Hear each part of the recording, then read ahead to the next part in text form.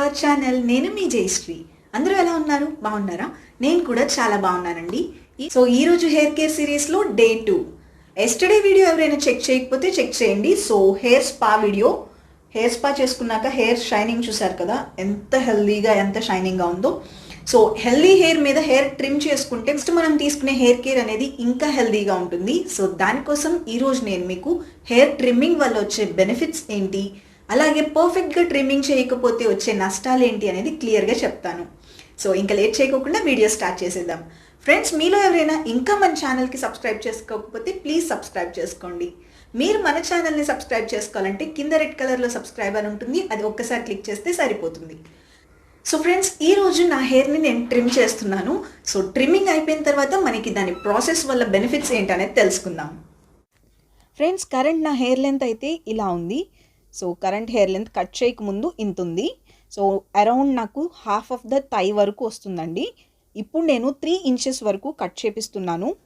So ఎప్పుడైనా కానీ hair cut చేసుకుంటే హెల్దీగా ఉంటుంది. ఎండ్స్ అనేవి ఈజీగా గ్రో అవ్వటానికి, హెల్దీగా ఉండటానికి బాగా హెల్ప్ అవుతుంది.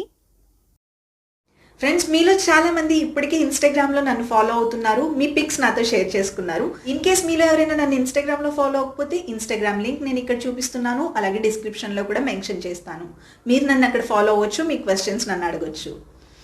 ఫ్రెండ్స్, ట్రిమ్మింగ్ చేసుకోవటం వల్ల మనకి చాలా బెనిఫిట్స్ ఉన్నాయి.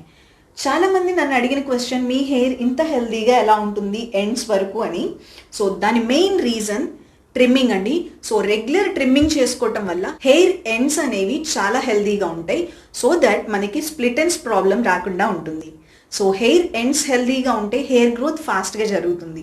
హెయిర్ రెగ్యులర్గా ట్రిమ్మింగ్ చేసుకోవటం వల్ల బెనిఫిట్స్ ఏంటో ఒకసారి తెలుసుకుందాం. మనకి న్యాచురల్గా హెయిర్ గ్రోత్ అనేది పర్ మంత్కి 2 to 3 ఇంచెస్ పెరుగుతుంది.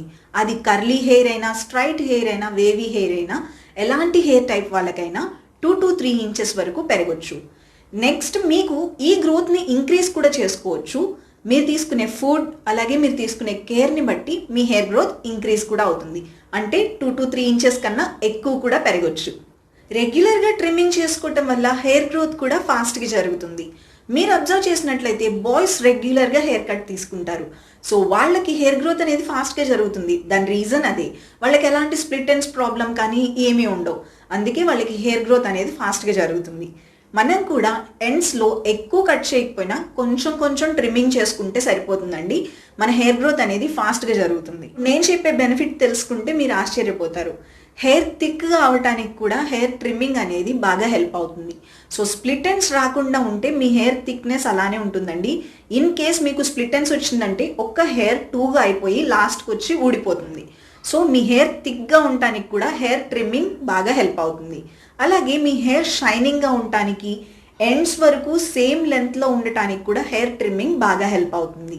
రెగ్యులర్గా హెయిర్ ట్రిమ్మింగ్ చేసుకోవటం వల్ల మనకి స్ప్లిట్ ఎండ్స్ క్యూర్ అయిపోయి డ్యామేజ్ అయిన హెయిర్ని కూడా ఎప్పటికప్పుడు కట్ చేసేస్తాం కాబట్టి మన హెయిర్ లెంత్ మొత్తం హెల్దీగా ఉంటుంది.